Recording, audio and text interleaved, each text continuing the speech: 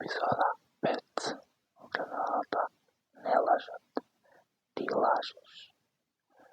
Првото нешто што го забележав беше дека веќе не се брано. Не дека не се брано. Туку дека не ми паѓаше на памет. Седев во бањата. Светлото над огледалото фрлаше сенки што не се совпаѓа со лицето и се гледав на огледалото. Не за да се проверам, туку затоа што имав чувство дека треба да се погледам. Кажи ми што гледаш, ми рече гласот. Не како наредба, како прашање што веќе има точен одговор. Јас себе си, реков, дури и тоа не звучеше убедливо. Наистина, рече гласот, кажи нешто конкретно. Се наведнав поблиску до огледалото.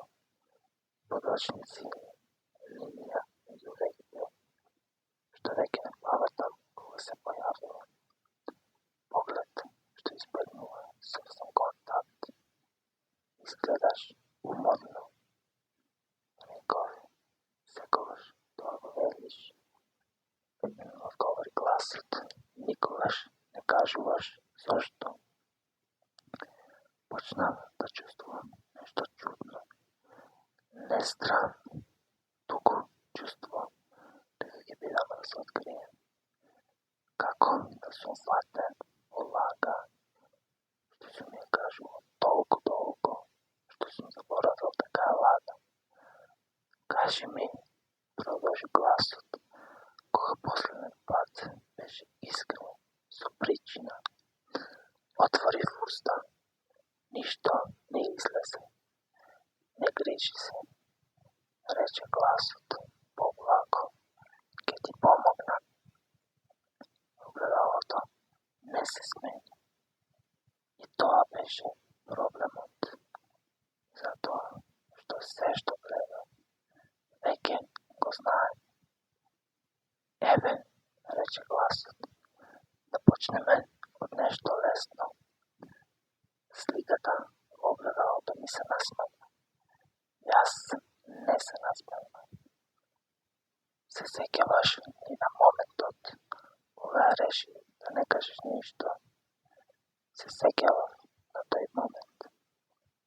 Но кој од нив го праша? Сликите почнаа да доаѓаат.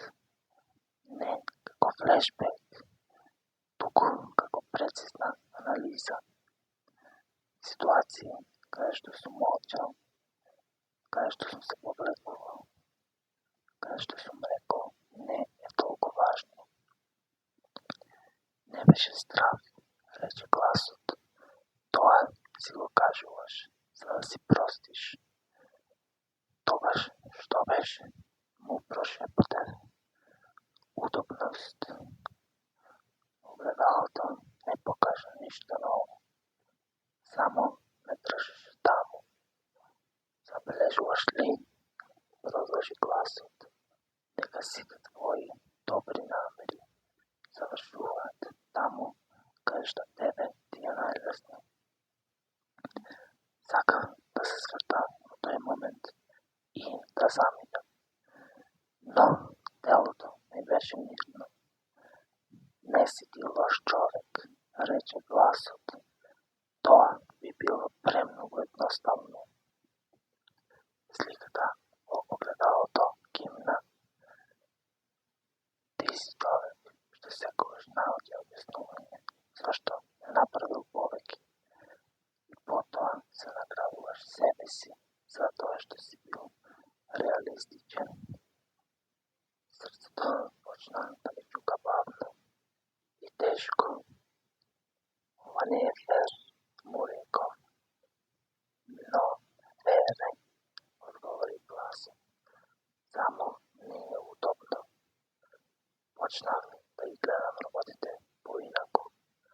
Не затоа што ми покажуваше затоа што веќе ги имав видено, а не сум сакал да ги поврзам.